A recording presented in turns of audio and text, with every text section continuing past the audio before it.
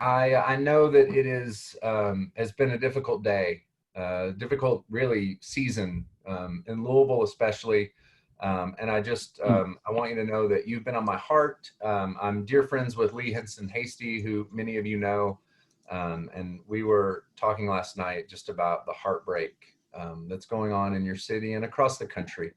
So I hope you know that you're not alone, and that both as a fellow pastor, a Presbyterian, and just a human being, we're with you, even if I'm with you from Fort Collins, where I live with my family. I serve at the foundation. I'm part of a team of ministry relations officers that we serve churches and presbyteries across the country.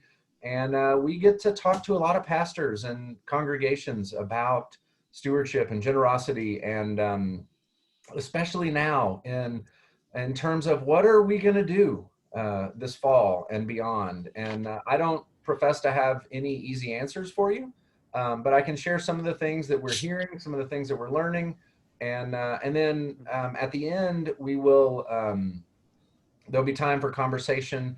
I'm going to go fairly quickly through my presentation, just to make sure we get to actually talking about the fall 2020 campaign. I'll email this to John and he can send that out really to whomever he likes.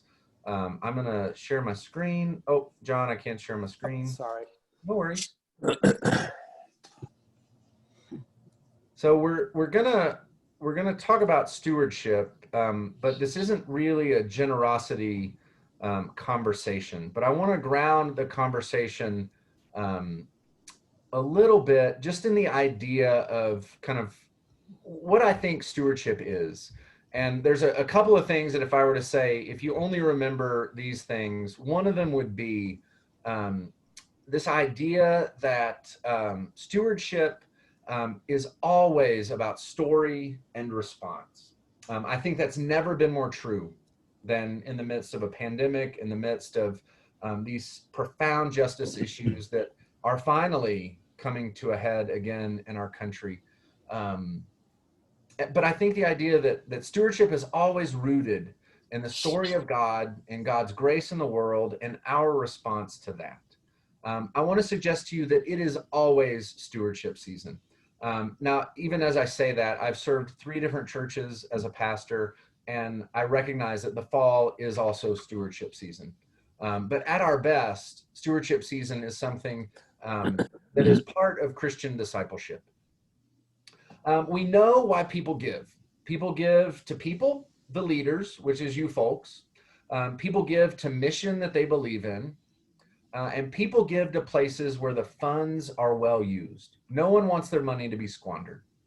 And so I think that's important, especially as we finally, as pastors, have been forced to reckon with the truth that the church really isn't the building, right? We've all said that for years. The church is more than the building. The church isn't the building. It's always been about the people and the work of the Holy Spirit. It took a pandemic to make it where we had to see if we really believe that. And we have a story to tell. And even though in many of our communities, the building has been taken away, the leaders, the mission, and the fact that we can use funds in service of God's kingdom is just as true today as it was in January. And we know, both from church work and nonprofit work, that those are the reasons people give. And we need to tell the story about why that is still meaningful in some ways, in many ways, why it is more powerful now than ever. There's so much. If you ever want me to visit with a session or a finance committee or generosity team, I'd love to do that at your individual churches. I'm not going to go into everything that we talk about in terms of creating a culture of generosity, but I would encourage you to go to the Church Financial Leadership Academy, which the foundation just launched a few months ago. It is an amazing resource. It's completely free, and it really does ground stewardship and generosity in a robust theology and ecclesiology. And it's just a really, really helpful tool. Again, John's going to have this, so you don't need to worry about writing these links down. I'm not going to talk very much about this, but if your church doesn't have online giving, it must. It's not too late. The foundation has the lowest cost online giving platform you can find. It actually doesn't cost a cent to set up. It has the lowest transaction fee, which doesn't go to the foundation. That's purely the third party, but we've negotiated it down. You can't find a lower fee. So you can go to the presbyterianfoundation.org and click online giving. Again, I can talk to you offline about that as well, but that is key. I told the group earlier today that one of the churches I've worked with in Louisiana averages about 15 people in worship. The average age is about 80, and they set up online giving. And even though their members don't typically use it, although a couple of them do, the families of those members are using the online giving platform to support the church that continues to be a source of community for those folks. So there's no reason why your church should not have that platform. So one of the things that I'm going to reference throughout this next few minutes in our conversation is the Stewardship Navigator. If you go to stewardshipnavigator.com, that again is a free resource for all things related to stewardship and also planned giving, although we're not going to talk about that today. It is the type of tool that you can input your church information, you can download graphics, and it is essentially a print shop and a one-stop place for you and a generosity team or a finance committee to look at different types of stewardship campaigns. The one we're going to talk about today is an online giving campaign for those of us that are still meeting virtually, but there's a whole host. I think there's 7 different campaigns, from completely virtual to congregational dinner campaigns, which none of us are most likely going to be doing this season. But it is a great resource. It's one of those things in our denomination that if people knew about could be really transformative. So I hope you'll check that out. And again, I'll reference that throughout the conversation these next couple of minutes. So when we think about the fall, the 2020 campaign leading into 2021, a little bit of context. When we think about where we are as the church with a capital C, there's still not a ton of data about what is happening in churches. We know financially, many churches are doing much better than we thought they would be. Some of that has been padded by the PPP loans. But we do know that Barna, big Christian research group, recently did a survey about active Christian participation. And they're telling us that 32% of people have stopped attending church since the pandemic started. 14% switched churches, 18% are watching more than one service. So according to their survey, about 35% of Christians are actively engaged in the same church they were engaged in prior to March. There's not much to do with that data, but to know that we don't have an easy way to keep track of our people, especially in our larger churches. And if we don't know what our people are doing, we can't tell them the story about what God is doing. Let's see. When we think about your own particular context and congregations, we're inviting churches to think about 6 different questions, and I'm going to go through these relatively quickly, but depending on how you answer these questions, it's going to dictate the type and the tone of a stewardship campaign that you might engage in this fall.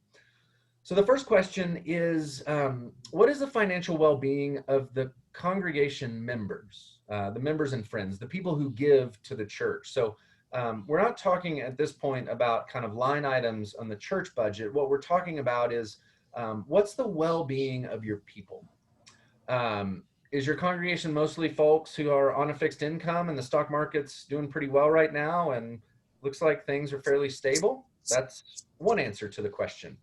Is your congregation full of middle-aged blue-collar workers whose factory closed due to COVID?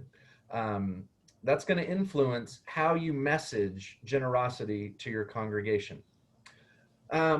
What are you doing distance-wise? You know, those of us serving in smaller churches in some ways have an easier way around this, and there are churches that I think have safely and reasonably started worshiping in person.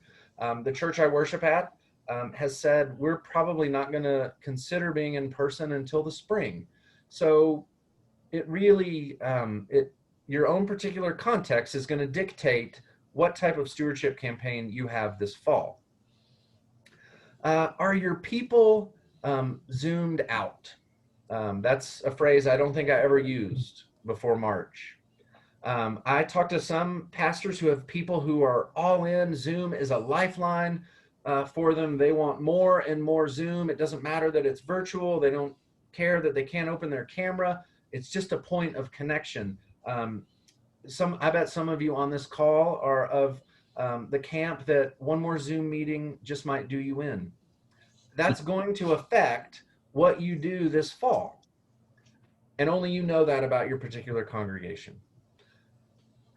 We're encouraging people to look at the faith activity of the congregation. And that's a difficult thing to measure. It's very subjective, but are your people primarily engaging on Sunday?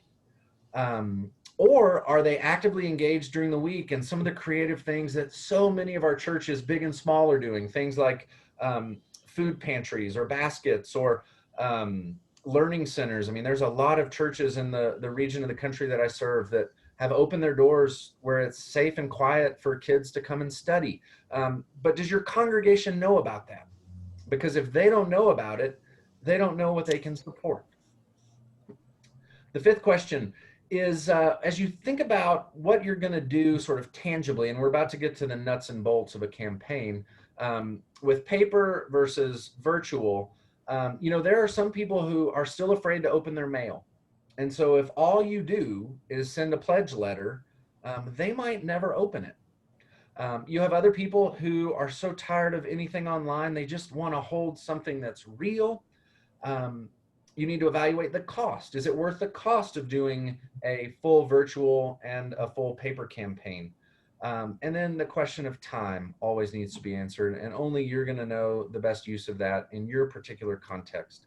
The most important question, though, I think, is question number 6. Do your members, do the friends of your church, do the leaders of your church, are they in a position where they can witness the ministry that's happening? Because again, if we go back to my core assumption that stewardship is always about story and response, God's story, our part in God's story, and our response to it, then your people, they need to know what's happening. Because we don't have a building in which we get to tell them or even show them right now. I actually think there's a real gospel opportunity in this, but it's a question that you all are going to need to answer in your own particular contexts. So when we look at messaging for stewardship and a fall campaign, I already talked a little bit about stewardship. I want to suggest real quick, again, that stewardship is not just something we do once a year. It's not really about money or fundraising. It's certainly not just about a budget. It really is about us. And it's about God and the Holy Spirit and the way that beautifully and messily works together. One of the things we talk a lot about at the foundation, and oftentimes when we do longer workshops with congregations, we'll talk about this idea that stewardship is not just the job of the pastor. I mean, you have a special role in it, but it's not just the pastor's job. It's not just the session's job. And we encourage the formation of a generosity team, which is different from a finance team. And so, again, I would encourage you to take a look at the Church Financial Leadership Academy, or if you want me to have further conversation with you or your generosity team or finance team, please let me know. But it's got to be about more than the pastor. The question I think you need to answer before you do anything else related to stewardship this fall, what are you doing well? What are you doing well at church? What are you doing well in your community? And how do you connect what you're doing or what your staff is doing with transformed lives? Until you answer that question, the question of connection between what you're doing and how lives are being transformed, without an answer, without a clear, succinct answer to that question, it's really difficult to craft a stewardship campaign. But with a powerful answer to that question, I think you can craft a really effective stewardship campaign. So as we think about how do we deliver this? What does it look like during social distancing? It's important to remember that your church can be doing the most amazing, transformative things in the world, And it matters to the people that you're doing those transformative things to, but to the people who support that work behind the scenes, who support it financially, it doesn't matter if they can't see it or hear about it. And so this is the great challenge that we get to work through in a socially distanced time. So I'm not going to go through all these tools, but these are the tools that we kind of talk about, that we suggest in any stewardship campaign. And there's primary tools, which I want to suggest to you are absolutes. You must do these things. And I don't speak in absolutes all that often. The secondary ones are ones that are usually done, but given kind of the topsy-turvy nature of this time in our lives, you might do some of them, you might not do any of them. The tertiary ones are really as you're able to do them. So we're going to spend just a few moments on the primary ones, and then we'll really roll through the secondary and the tertiary ones. Sermons, it goes without saying, you have got to preach about stewardship. The least effective stewardship sermons, though, I want to suggest are the ones you do once a year. So it is really important that your people know that you're comfortable, that you're able, that you recognize the discipleship importance of talking to them about stewardship and even talking to them about money. This book is one of the best, most accessible, I will even use the word transformative books you can read as a preacher when you think about stewardship and fundraising specifically. It's by Henry Nouwen. You can buy it for less than $10. It'll take you an hour to read. And I'm willing to guarantee it will inform your sermons for the next year as you think about the things that Nouwen talked about in the deepest, most spiritual way that really only Nouwen could do, but we're invited to do as well. So we think that you need to send a letter. It is both old-fashioned. Most people enjoy receiving a letter. It's something you can do in hard copy and virtually. So I'm going to talk real quick about what we think would recommend is in that letter, and then who you should send that letter to. You want to acknowledge that it has been an extraordinary year. But you don't want to just talk about the challenges of the previous year. If we're Easter people, if we believe the Spirit is still at work, as preachers and pastors and church leaders, we get to talk about how our ministry is going to continue, even if we don't know exactly what that's going to look like. You want to acknowledge people's ability to give. In some cases, their inability to give. You want to give people the freedom to be honest with you.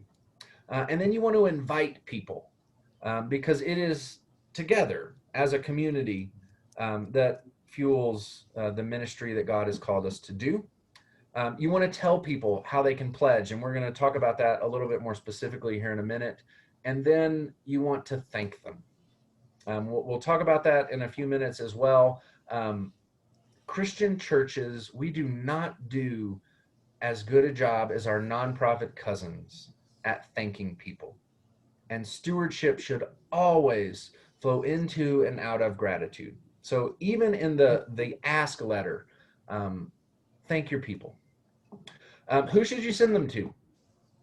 Your pledgers, the people who've pledged to the church for years, they might get a different letter than the people who are part of your church who don't pledge. Many people who don't pledge, especially younger people and younger families, they don't know that that's how the church figures out its budget. And so it's important to educate them. I served a church in Austin that had a pretty large population of people under 40. And it was amazing, the conversations I had where I finally just had to say, we're not that different from your NPR station. We exist because you pledged to support the place. I want to suggest that stewardship season is also a time to reach out to newcomers. Most people are not offended when you ask them to support work that you believe in. They can always say no, but you want to give them the opportunity. And there's also something about asking people that says, we think you're part of us and we value your place here. When we talk about pledging, for online pledges, I'm going to suggest to you that you that you have a way for people to pledge online. In just a moment, I'm going to talk about, I think it's actually still useful to have a pledge card, but you want to make it as seamless and easy for people to make a pledge to the church as you want to make it easy for people to give money to the church in the form of an online giving platform. There's a super easy way to do that. So this is just a kind of generic example of a church online giving page, and you'll see it's got the donate now button, which you always want to have. For most Presbyterians who use the foundation, it's actually a give now button. But what we're recommending is that you have right next to that give now button a place where someone can make a 2021 pledge. Almost any church website software you use makes it incredibly easy to create a little button, and then you can link that button with a Google document. So all this form is, that actually looks pretty professional, is just a Google form. You can Google form, and it's very easy to set up. It's very easy to embed it in your website, and it has all of the information that you would ordinarily ask for in someone's pledge card anyway. So this is just the continuation of the form. It is incredibly easy to do, and you can set it up where it gets the form gets emailed to the bookkeeper or the treasurer, whoever would manage and maintain the hard copies of the pledge forms. You just have essentially an electronic version of that. One of the benefits to using a Google Doc is it automatically translates to a mobile-friendly way of doing it. Some church websites that have sort of their own internal forms, you can use them, but I encourage you to check and make sure it looks good and works on a mobile platform, because the truth is many more people in our congregation use mobile platforms than they typically use desktops anymore anyway. So you've got to make sure that they can easily use it on their mobile device. I'm still going to recommend a hard copy pledge card. I was talking with a pastor about a month ago in a large multi-staff church, and was just picking this person's brain about, what are you guys doing this fall? What are you thinking?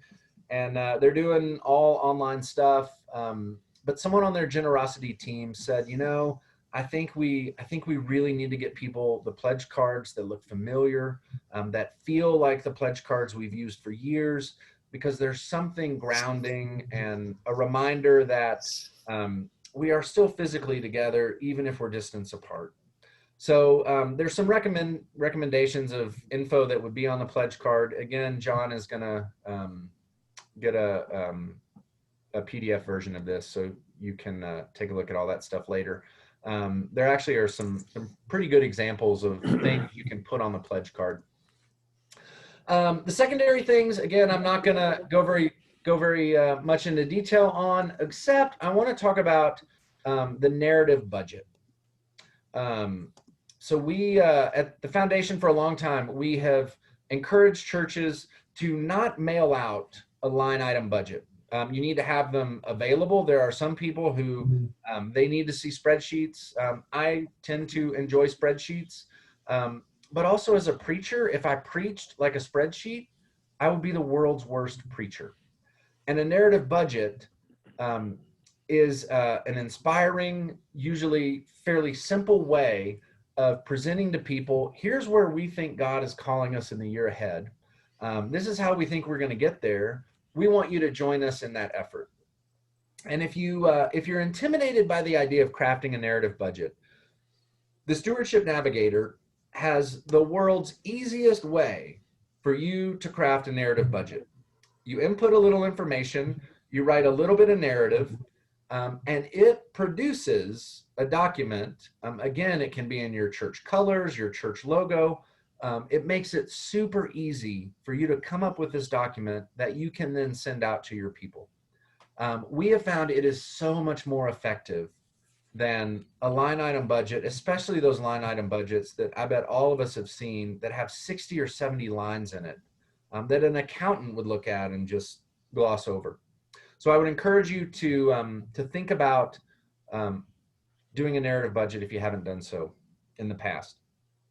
Commitment Sunday. You know, if you're going to do, if you're all online, I've heard some pastors trying to come up with some creative ways of how do we give people an opportunity to show that they're making a commitment. Some people have suggested, you know, we could pause the service and invite people to go to their mailbox and put their pledge card in the mailbox. Other people have suggested, what if you stream your service on YouTube, you can actually put a button into the YouTube video where at a certain point in the service, they could click on that and it would take them to an online pledge form. You know, those type of rituals, they matter. And I think we've got an opportunity to do some creative and possibly risky things with that. Again, thank yous. You've got to send thank yous. The tertiary things, it can be really helpful for people, especially your new people who don't know about pledging. If you have a section on your website to, you know, what does it mean to make a pledge? What if I make a pledge and I lose my job?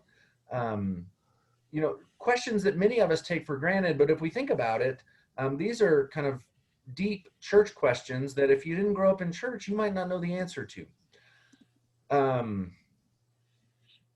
Minute for missions, you all know about those sorts of things. Blurbs, all of those are important. Given the reality of the pandemic, we are recommending you spend much more time on those primary and secondary things than these tertiary things. Okay, we're almost done and ready for questions. If you go to the Stewardship Navigator, you all of the different campaigns have calendars associated with them. And so you can see, you know, here's the pre-work that needs to happen. Here's weeks 1 and 2, weeks 3 and 4, all the way to most of the campaigns are 8 weeks. And then there's a couple of weeks after for follow-up and thank yous. But again, that Stewardship Navigator takes a lot of the guesswork out of the work that all of us do in churches day in and day out. I want to close with, I was actually reading the magazine last night, and I read this quote, and it's the Gustavo Dudamel is the young conductor of the Los Angeles Philharmonic Orchestra. And he was talking about how they're trying to creatively figure out how they're going to perform and make music together and share that with the world. But he said, now is the time to experiment. And there is no choice but to experiment. We have to cross a lot of bridges to arrive at normality. And I wish that we do not arrive at the previous normality. My wish is that we arrive to a new normality where the things that we do make more sense to the community. I read that and I thought, yeah, he's saying that about an orchestra, but really he could be saying that about the local church. I think maybe more than ever, we are in an opportunity to create a new normal where the work that is indispensable in our communities is being made more and more obvious. I think that's what the gospel calls us to do. I'm actually hopeful for the church, even in the midst of these challenges. And bless you as you join in overcoming those challenges and following where the Spirit leads us. That's all I've got. Are there questions, concerns, follow-up?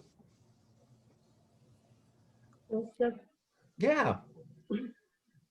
The 2021 or 22, the commitment pledge in the future, the form you showed, is that just a general Google form, not the foundation's form, isn't it? The Google form that I showed, oh yeah, sorry, thanks for taking the screen back. The Google form that I showed is just a generic Google form. So you can make that however you want. I see. So every church, oh, sorry, go ahead. It's not the foundation one. So it shows you want to raise for next year 5%, 10%. But for the foundation, I think we have to add the 2% service charge, you know, to be practical. You have to figure it out. My immediate question is that if you said you want to increase 5%, that in your mind, you have to figure out the additional 2%. That would be 7%. So that's only true if they're using the online platform to pay their pledge. So Yes. we always recommend to people that if you can use bill pay or have your check or your bank send an automatic check or an automatic withdrawal, that's the first thing people should do. I see. Because there's no cost to that. No. You know, the foundation doesn't have any interest in people using the foundation's platform for the foundation. It's just a tool for ministry to happen. That transaction fee doesn't go to the foundation. I understand that because our church started the online giving, and for which originally I was hesitating because I think during worship, the offertory is a witness of our giving for the younger generation. For years, I resisted that because I think that's a sacred time for us to offer. Now the pandemic, fortunately, I sign up for online. So every Saturday, I'm doing my online, clicking in, putting in every Saturday since March. And so I would not be going, I think I will be doing the online future whatever for those of us in my small church that we decided on to do online. Yeah. So that's why I asked the question about the service charge. No, it's a great question. It's certainly one we get a lot. One of the things that we do that we include kind of with the welcome email that goes is we encourage churches to put pew cards in the pew racks that talk about online giving and all the different ways people can give. But also it's again that ritual of it something people can physically take as a symbol of I have given online. I'm going to put this in the offering plate because what you said is absolutely true. There's something instructive about it. It's kind of a sign of discipleship. I mean, all those ritualistic things that matter in the liturgy. Yeah. But fortunately, the pandemic happened, so it's different now. So. Yeah, it's true. There's another aspect, I think, that we've talked about finance, but also I think another element of stewardship has to be time. And how do we involve that? Certainly when you're talking about the present state that we are, where everybody's locked in or limited travel or that limited gathering. But to emphasize as part of one's stewardship, and particularly, I think in Louisville, for example, we think about how we serve people. Food banks, that's another thing, because that's a reality, how people can do things like that. There's also justice ministries, which obviously in this town, and how do we, that's another aspect of emphasizing. I just feel that there's a breadth to. Oh, absolutely. Without a doubt. And I mean, if we had more time together, I would actually go much more into that idea of talent and treasure and time. And part of it for me is when we think of stewardship, I mean, we did in this particular conversation talk more about the nuts and bolts of a pledge campaign. But if we think about stewardship in terms of response and story and our place in all of that, then you can't think just in terms of money, right? And so without a doubt, a stewardship campaign that only focuses on a pledge card is a failed stewardship campaign. Yeah, thank you for bringing that up. Joseph Curtis Milton, First Presbyterian in Frankfort, Kentucky. Thank you. I think what you presented to us this evening, the business that I worked in for 38 years, when we went to a conference, wherever it was, that we would always ask ourselves when we left, did we get information that we could take home and use in our company? And you've given that to us this evening. Thank you. And I'm going to look forward to receiving the PDF. But I just want to make a couple of comments. We found since we started doing the online streaming of our services that, believe it or not, there's been positive things that have come out of that. For example, we're seeing actually more people observing our service than were coming to church on Sunday. Quite a few. Let's say if we had 80 to 100 on a service on Sunday, we're seeing 150 to 200 that are watching the service. So that's good. And we don't, some of those are members, of course, some of them are people, we don't know who they are, but we can tell that they're watching. And I've found over the years as treasurer and serving on finance and the stewardship committee, we're doing a lot of the good things that you mentioned. One thing that you brought up, and I'm very interested about the online pledge. We are going to mail out a card this year with our narrative budget and a letter to the congregants and ask for it back by a certain date. And all those, as usual, those dates aren't always met, but eventually we get the pledges in. But is that, I know it's, I didn't get to look at the form itself, the Google form. Yeah. That's just I know it's fairly, you're not putting credit card numbers and things Nope. on there. So Yeah. It's secure. It's secure. That's a great question. Right. It's, yeah, it doesn't have any, I mean, I suppose a church could ask for it. If a church asked me, I would recommend not doing that. You know, like a secure financial platform is a safe way to do that. A Google Doc, I would say, is not. Right. Yeah, that form really just has the same information that you would want from a member who is putting something on a hard copy. I like that idea. In the financial report that I give to the session every month, we report on our pledges year to date in various categories, unpledged giving, pledges, loose offering, etc. But we are finding that since we started the online giving as a pledge or as a general donation to the church, you know, for whatever it might be, about 10% of our pledges now are coming in online. And that's encouraging. And considering the demographics of our congregation, it's not probably going to ever be 30 or 40 or 50%, but it is being used. And regarding the 2%, we're fortunate enough to take that as an expense on our own for the church, so that if someone contributes $200, they get $200 to their pledge, and we eat the $4 expense. So, but thank you. Let me see if I had any other. I've written some notes here.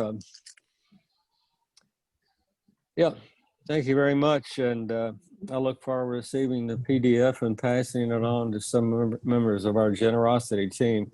The generosity team at our church is the clerk of session, the pastor, and the head of the elders that are head of every committee. Oh, wow. That's the makeup of the generosity team. Huh. So, and finance team kind of kicks off the timeline, reports the timeline to the generosity team, and once everyone buys in on the timeline dates, etc., then we're doing that coming up Monday night by Zoom. Well, it sounds like you guys are on the ball there in Frankfurt. Well, it can always be better, of course. We work pretty hard at it. Oh, bless y'all. Yeah. Thank you. Well, thank you. Well, John has my contact info. If anyone has any questions, or if I or any of my colleagues at the foundation can support you all in the work you're doing. Yeah. Thank you, Joseph. But you're located across the river from us, is that correct? That's right. Yeah, just across the river. But yeah, all the field staff though, we're all around. Oh, I understand that. Yeah. But we're just a Zoom call away. Absolutely. We want to thank Joseph for his time and his sharing. It was important information for us, and I will be glad to post it, a link to it on our Presbyterian's information, so that you have a chance to pull it off and take it for your own churches. It's important things for us to think about, and we appreciate his being both at our 2 o'clock and at our 6 o'clock check-in. So we will let Joseph go unless there are any other last minute questions, but thank you so much. It's been a blessing. Thank you. God bless you in the days ahead. You'll be on. Thank you. Thank you. Thank you. Thank you, John and Joseph. Thank you. So I'm glad